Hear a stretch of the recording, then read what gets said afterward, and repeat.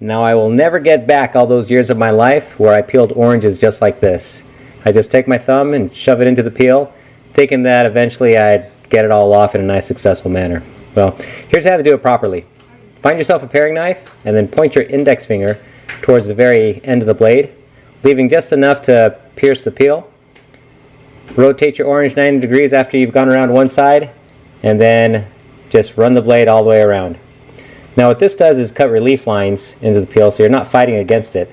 And now you can just easily take each section off.